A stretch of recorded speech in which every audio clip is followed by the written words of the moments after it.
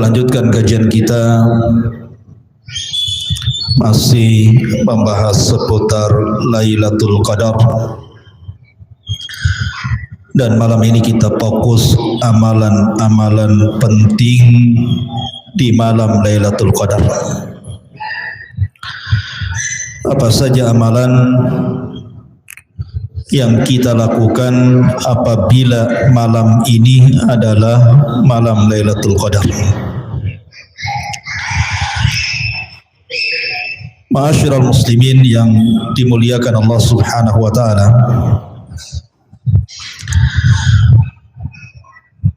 kita tahu bahwa Aisyah radhiyallahu anha menggambarkan bagaimana Nabi sallallahu alaihi wasallam apabila masuk di 10 akhir Ramadan. Kata Aisyah radhiyallahu anha,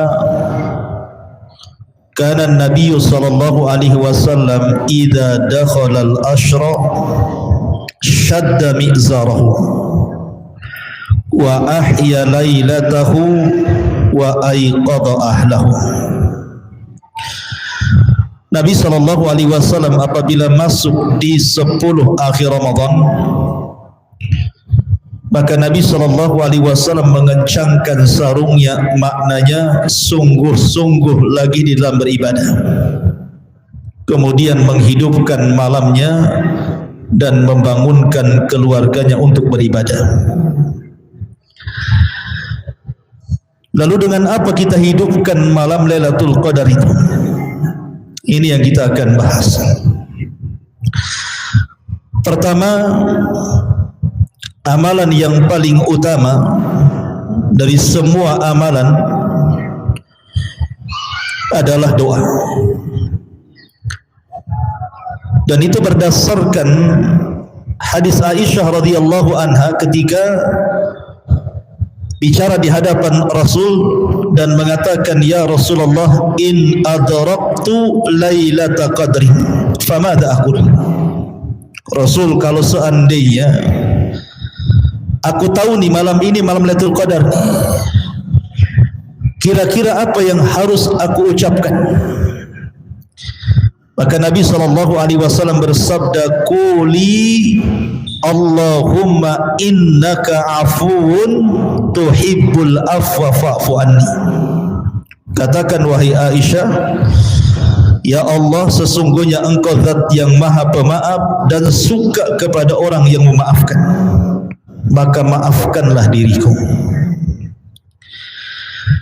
Ma'asyiral muslimin yang dimuliakan Allah Subhanahu wa taala, kenapa permintaan kita kepada Allah di malam Lailatul Qadar itu berkisar soal al-afu, meminta maaf, meminta ampun kepada Allah Subhanahu wa taala? Pertama, karena seseorang itu tidak mungkin sanggup menerima azab Allah Subhanahu wa taala, baik azab dunia ataupun azab akhirat. Makanya ampunan itu perlu dari Allah Subhanahu wa taala. Sampai-sampai Anas bin Malik radhiyallahu an, beliau menceritakan tentang kisah Nabi sallallahu alaihi wasallam yang menziarahi seorang laki-laki yang sedang sakit parah. Kemudian Nabi sallallahu alaihi wasallam mengatakan, hal kunta tad'ullaha bi syai'in aw tas'alahu iyyah. Apakah engkau sudah meminta sesuatu kepada Allah atau berdoa sesuatu kepada Allah Subhanahu wa taala saat sakitmu ini? Maka orang ini mengatakan, na'am, ya, tentu wahai Rasul, aku katakan Allahumma ma kunta atau ma kuntu mu'aqibi bi ma kuntu mu'aqibi bihi fil akhirati fa'ajjilhu li fid dunya. Ya Allah, jangan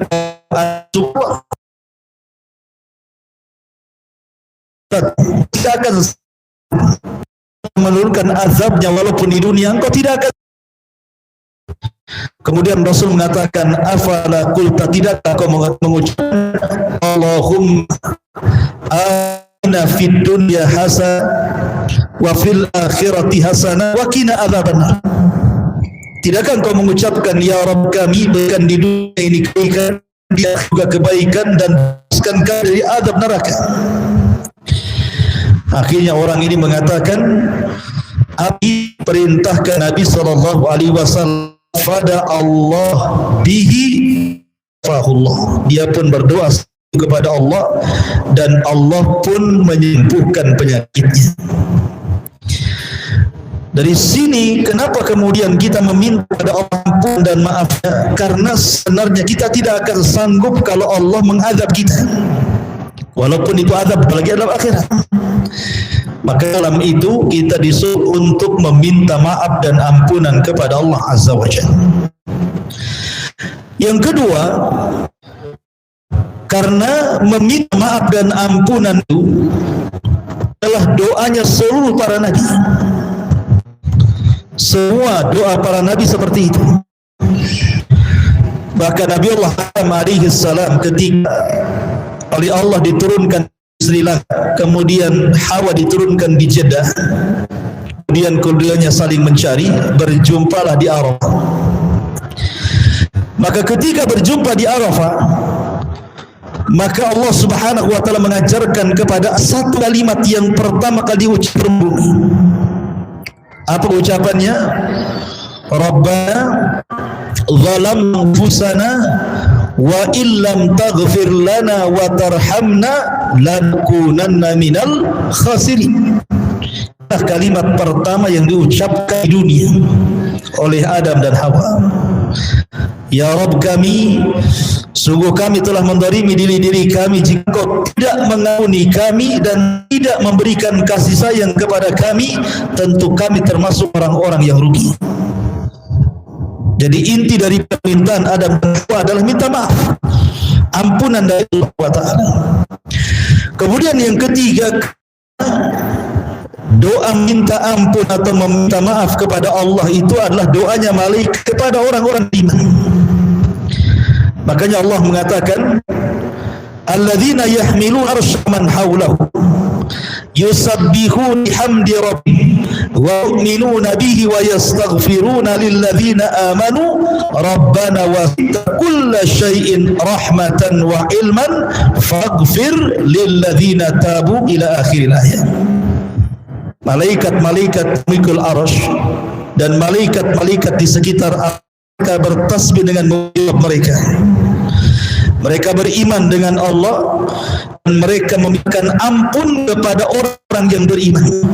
Jadi doa malaikat kepada orang yang beriman memintakan ampun. Makanya ketika kita membahas salawat, innallaha malaikatahu yusalluna 'alan nabi. Sesungguhnya Allah dan malaikat bersalawat kepada Nabi. Maksudnya apa? Salawatnya Allah tentu memuji Nabi, dan salawatnya malaikat memintakan ampun kepada Allah atas dosa-dosa Nabi. Karena malaikat kalau sudah turun itu pasti membawa ampunan, rahmat, dan juga ketenangan. Kemudian juga yang keempat, karena doa meminta maaf kepada Allah, doa para nabi kepada orang-orang yang sebagaimana Nuh berdoa kepada orang-orang iman, Rabbighfirli wali waliya waliman dakhala baitiya mu'minan wal mu'minina wal mu'minat.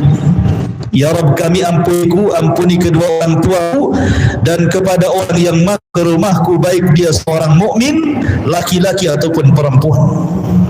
Kemudian yang kelima, doa meminta ampun, meminta maaf kepada Allah adalah doa yang Allah perintahkan kepada Nabi sallallahu alaihi wasallam. Dan juga meminta ampun, meminta maaf, Allah sebutkan bisa menghapus banyak dosa. Sebab itulah di malam Lailatul Qadar kita disuruh meminta ampun kepada Allah Azza wa Jalla. Ini amalan yang pertama. Amalan yang kedua, singkat saja, adalah qiyamul lail. Qiyamul Lail itu maksudnya menghidupkan malam dengan sholat tarawih dan juga tahajud. Tetapi jangan sampai melalaikan sholat wajib. Bahkan para ulama menasihati apa malam itulah malam Lailatul Qadar, jangan tinggalkan 3 sholat berjamaah.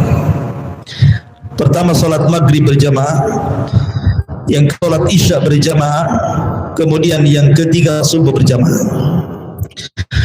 Karena kata para ulama yang melakukan sholat maghrib berjamaah di malam Lailatul Qadar ataupun sholat isya berjamaah di malam Lailatul Qadar, maka dia telah mendapatkan bagian besar daripada Lailatul Qadar. Apalagi ditambah dengan sholat subuh berjamaah. Kan hadis yang mengatakan barang siapa yang sholat isya berjamaah seolah dia telah salat separuh, dan siapa yang sholat subuh berjamaah maka seolah-olah dia mendapatkan sholat seluruh malam. Jadi tidak meninggalkan 3 waktu wajib ini berjamaah, maka kita telah mendapatkan bagian besar di malam Lailatul Qadar, ditambah dengan qiyamul lail dan sholat malam. Kemudian yang ketiga i'tikaf. Tentu i'tikaf ini kalau mengikuti afdaliyahnya sesuai dengan sunnah Nabi 10 hari, mulai tanggal 20 sampai akhir daripada matahari. Tapi bukan berarti kemudian i'tikaf sejam 2 jam tidak dikatakan i'tikaf. I'tikaf juga, karena i'tikaf artinya luzumul masjid biniyat taqarrub ila Allah azza wa jalla. Seseorang melangkahkan diri ke masjid dalam rangka mendekatkan diri kepada Allah. Namanya antum sibuk siang bekerja, kemudian sore antum pulang, antum ingin i'tikaf malamnya saja. Itu i'tikaf juga. Tapi tentu i'tikaf yang memang tidak meninggalkan masjid 10 hari dengan hanya i'tikaf malamnya atau siangnya saja, tentu lebih baik i'tikaf yang afdaliyahnya tadi kan gitu, karena sesuai dengan sunnah Nabi sallallahu alaihi wasallam. Kemudian yang keempat, al-iktsar doa. Perbanyak doa sebagaimana doa tadi Aisyah radhiyallahu anha, doa-doa yang lainnya. Kemudian yang nomor 5, iqadul ahli ila shalah. Juga perlu membangunkan keluarga untuk beribadah. Jangan antum saja yang sibuk laki-laki, tapi ajak juga keluarga untuk beribadah. Kemudian yang nomor 6, al-hirsu ala ada'is salawatil maktub. Berusaha menjaga salat waktu, salat 5 waktu, mulai duhurnya, asarnya, maghribnya, isanya, subuhnya gitu ya. Karena bagaimanapun sebagian ulama mengatakan, ulama salaf, ij'alu naharakum kalailikum, jadikan siang kalian seperti malam kalian. Artinya sebagaimana di malam Lailatul Qadar itu malamnya kita suruh beribadah, maka siangnya pun sama gitu. Karena ketika ada orang ditanya tentang rahasia khusyuk salat, Syekh, apa sih khusyuk salat itu? Mengatakan cara orang itu bisa khusyuk salat adalah dengan cara ta'zimullah, mengagungkan Allah. Bagaimana cara mengagungkan Allah? Sebelum salat jangan maksiat. Kalau salat kita tidak bermaksiat kepada Allah, maka masuk dalam salat khusyuk. Tapi kalau seandainya sebelum salat kita maksiat kepada Allah, masuk ke dalam salat tidak akan khusyuk. Begitu juga malam Lailatul Qadar, kalau siangnya kita gunakan untuk beribadah kepada Allah, maka malamnya pun semakin mantap lagi maksudnya. Kemudian yang nomor 7, as-sadaqah. Berusaha untuk bersedekah. Kemudian juga yang nomor 8, dan ini yang paling penting, adalah qiraatul Quran. Karena bagaimanapun malam Lailatul Qadar kan malam diturunkan Al-Quran, maka perbanyak membaca Al-Quran. Kemudian nomor 8, zikrullah wal istighfar. Terus berzikir kepada Allah Subhanahu wa taala dan minta ampun kepada Allah atas dosa-dosanya berdasarkan sabda Nabi sallallahu alaihi wasallam, "Man qama lailatul qadrin imanan wa ihtisaban, ghufira lahu ma taqaddama min dhanbi." Barang siapa yang menegakkan Lailatul Qadar, iman dengan perintahnya, mengharap dengan pahalanya, ampuni dosanya. Yang nomor 10, minta sebelum Lailatul Qadar, minta kita kepada Allah Bagi yang berpendapat Lailatul Qadar itu dimulai waktu asar atau yang mengatakan di waktu maghrib, maka sebelum asar itu kita minta kepada Allah Subhanahu wa taala malam itu kita dijumpakan Lailatul Qadar, agar kita diberikan taufik malam mendapatkan Lailatul Qadar, itu maksudnya. Karena kita harus minta kepada Allah. Idza sa'alta fas'alillah wa idza sta'anta, kalau minta satu kepada Allah, dan kalau kita meminta pasti Allah tidak akan tolak permintaan kita. Jadi dari siang itu kita sudah minta, ya Allah, pakai aku malam ini Lailatul Qadar. Dan itu penting sekali gitu ya, meminta sesuatu kepada Allah Subhanahu wa taala. Kemudian juga yang paling penting di malam Lailatul Qadar itu adalah di sepertiga akhir. Kalaupun kita tidur tidak tahan gitu ya, maka bila sepertiga malam akhir di waktu Lailatul Qadar. Karena bagaimanapun dari sepertiga awal, sepertiga tengah, dan sepertiga awal, yang paling utama adalah sepertiga akhir malamnya. Kalau kita tidak bisa menghidupkan keseluruhan, maka ambillah sepertiga malamnya atau 2/3 malamnya. Karena di situ Allah turun. Kemudian Allah Subhanahu wa taala akan menawarkan kekuasaannya kepada hambanya. Man yad'uni fa astajibalah, wa mas'aluni fa utiyah, wa man yastaghfiruni fa aghfirullah. Siapa yang berdoa ku kabul, siapa yang minta ku, siapa yang minta ampun ku ampun dosa-dosanya. Dan itu ada di sepertiga malam akhir. Jadi kalaupun memang harus tidur di awal saja, nanti bangun di akhir. Ambil waktu yang paling utama ya, di sepertiga malam akhir di malam Lailatul Qadar. Kemudian juga jangan lupa melakukan sunnah-sunnah, hanya menyegerakan berbuka dan mengakhirkan sahur. Itu termasuk sunnah Nabi. Bahkan Nabi SAW mengikat dua sunnah ini dengan kejayaan Islam. La yazalun nas bi khairin, akan senantiasa manusia itu di atas kejayaan ketika mereka menyegerakan berbuka dan mengakhirkan sahur. Nah, apa masalahnya? Masalah makan saja bicara tentang kejayaan dia, karena di antara kejayaan Islam itu adalah seorang muslim menyelisih orang kafir. Ketika kita menyelisih orang kafir, maka itu adalah bentuk kejayaan kita. Kemudian yang terakhir, senantiasa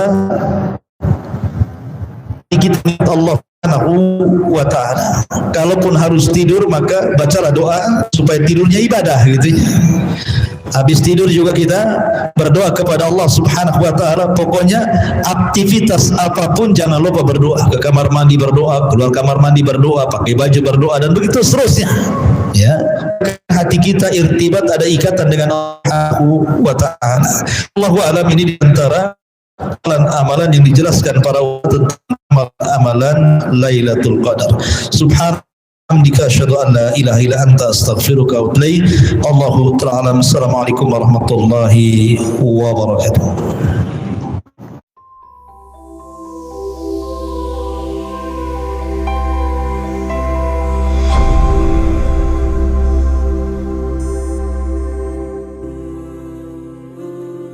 Bismillahirrahmanirrahim. Assalamualaikum warahmatullahi wabarakatuh. Sahabat yang beriman, malam Lailatul Qadar adalah malam yang sangat dinanti oleh muslim di seluruh dunia. Pada malam ini keberkahan yang besar akan diberikan. Bahkan pengampunan akan dosa yang telah dilakukan bisa diberikan oleh Allah yang Maha Kuasa. Itulah kenapa meningkatkan ibadah sangat penting agar mendapatkan berkah malam 1000 bulan. Turunnya malam 1000 bulan itu tidak dijelaskan kapan. Namun, selama 10 hari terakhir di bulan Ramadan, keberkahan itu akan muncul.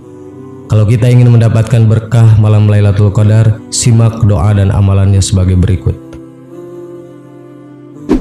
Doa malam Lailatul Qadar. Ada dua doa yang sering diucapkan oleh Rasulullah SAW saat bulan Ramadan, khususnya 10 hari terakhir untuk mendapatkan keberkahan. Berikut dua doa di malam Lailatul Qadar yang bisa kita baca.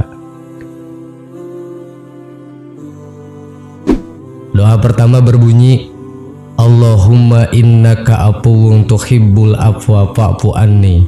Artinya, ya Allah, Engkau Maha Pemaaf dan mencintai orang yang memaafkan. Karena itu maafkanlah aku.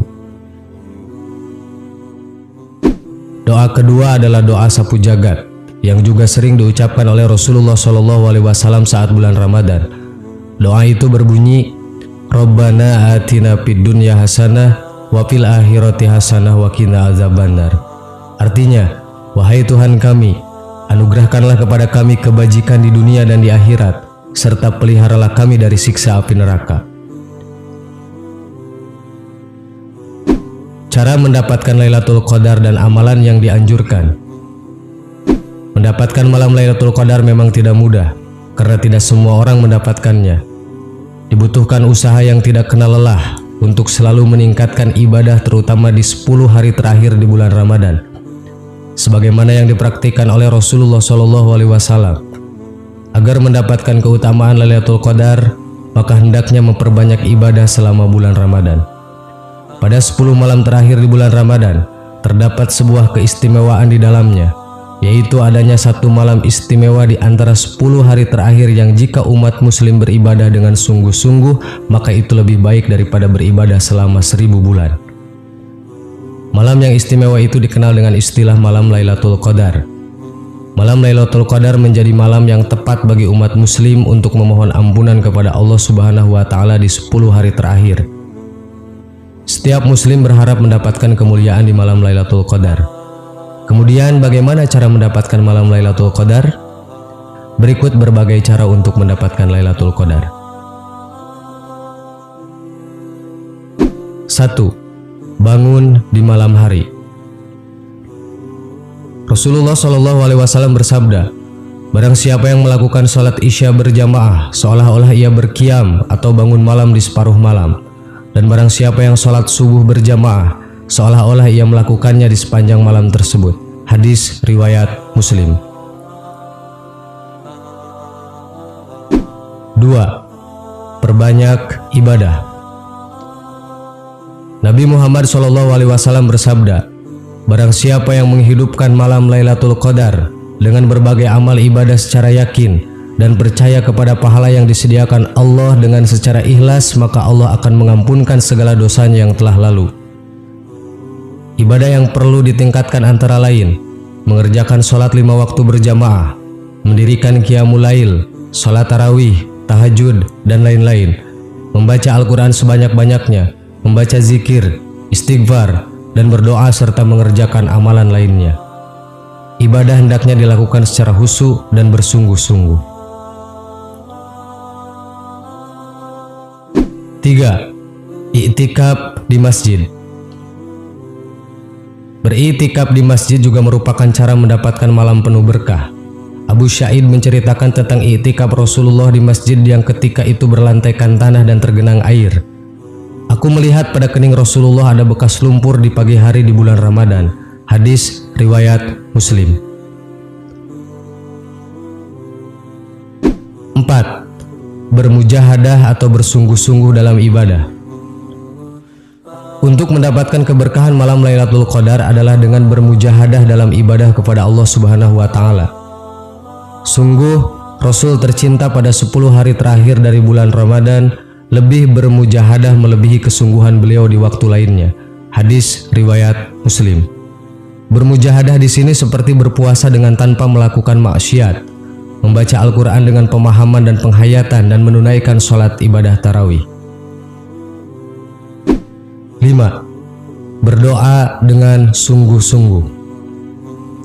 Berdoa dengan sungguh-sungguh, yakin penuh harap bahwa Allah akan mengampuni dosa kita dan mengabulkan doa yang kita panjatkan.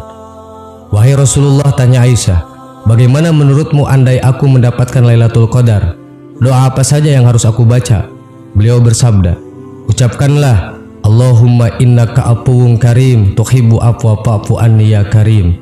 Artinya, ya Allah, sesungguhnya Engkau Maha Pengampun, Maha Mulia, dan Engkau menyukai ampunan, maka ampunilah dosaku. Hadis riwayat Tirmidzi. Hadis terkait tanda-tanda Lailatul Qadar diriwayatkan oleh Imam Muslim. Malam itu adalah malam yang cerah, yaitu malam ke-27 dari bulan Ramadan. Dan tanda-tandanya ialah pagi harinya matahari terbit berwarna putih tanpa memancarkan sinar ke segala penjuru. Hadis riwayat Imam Muslim. Adapun riwayat dari Ibnu Abbas, Rasulullah SAW bersabda, Lailatul Qadar adalah malam yang penuh kemudahan dan kebaikan, tidak begitu panas, juga tidak begitu dingin. Pada pagi hari matahari bersinar tidak begitu cerah dan nampak kemerah-merahan yang begitu menghangatkan dan menenangkan. Hadis riwayat Baihaqi. Pada sebuah riwayat juga dijelaskan, Rasulullah SAW sangat bersungguh-sungguh pada 10 hari terakhir di bulan Ramadan, melebihi kesungguhan beliau di waktu lainnya. Hadis riwayat Muslim. Sahabat yang beriman, itulah amalan dan cara kita untuk mendapatkan malam Lailatul Qadar. Semoga bermanfaat dan semoga kita selalu mendapatkan ridhonya. Amin. Wallahu a'lam.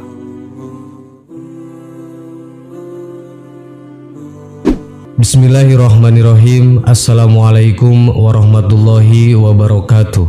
Sahabat yang beriman, Lailatul Qadar adalah salah satu malam penting di bulan Ramadan.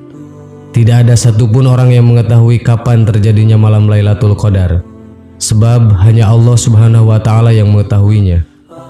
Lailatul Qadar diartikan dengan malam yang lebih baik daripada 1000 bulan.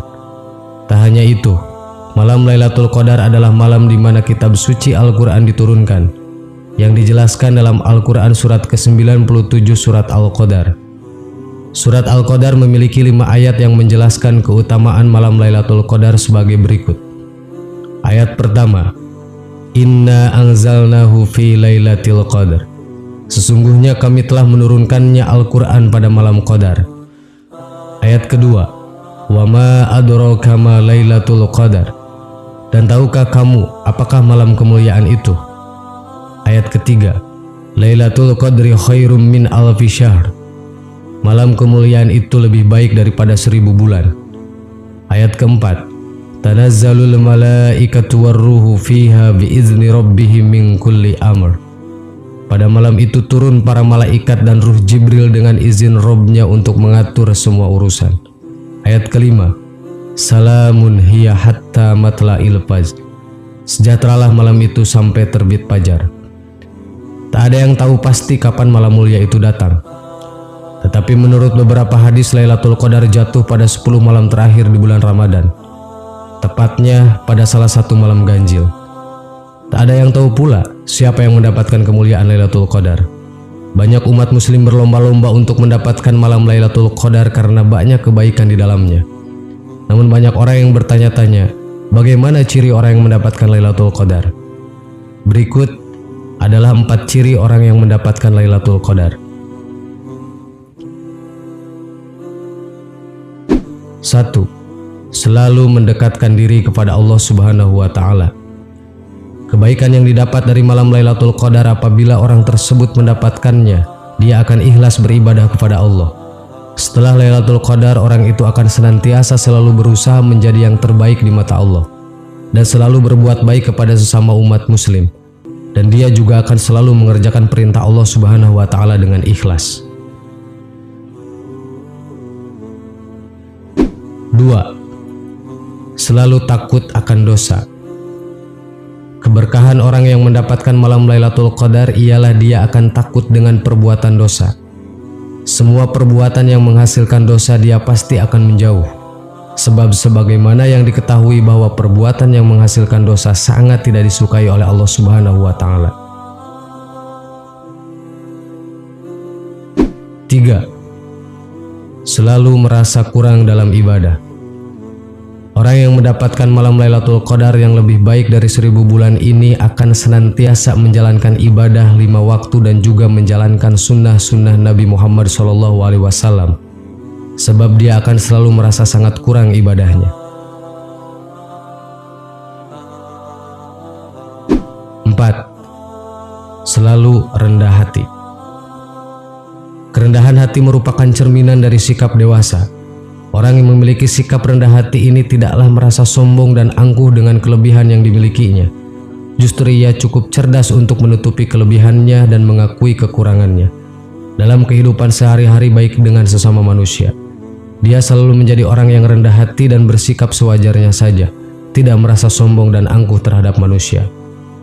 Jadi intinya, orang yang mendapatkan malam Lailatul Qadar, dia adalah orang yang selalu merasa dirinya rendah hati, merasa dirinya butuh kepada Allah, dan merasa dirinya selalu hina di hadapan Allah Subhanahu wa Ta'ala. Dia adalah orang yang benar-benar menjadi hamba Allah yang taat kepada Allah dan beserta Rasul-Nya. Sahabat yang beriman, semoga kita semua senantiasa memanfaatkan hari demi hari di bulan suci Ramadan ini untuk jauh lebih baik lagi beribadah kepada Allah Subhanahu wa Ta'ala, agar kita menjadi hamba Allah yang taat pada perintahnya dan mendapat keridhoannya. Amin. Wallahu a'lam. Wassalamualaikum warahmatullahi wabarakatuh.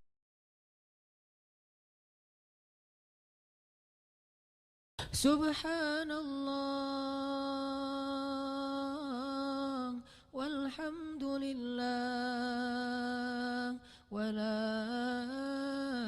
ilaha illallah wallahu akbar. Subhanallah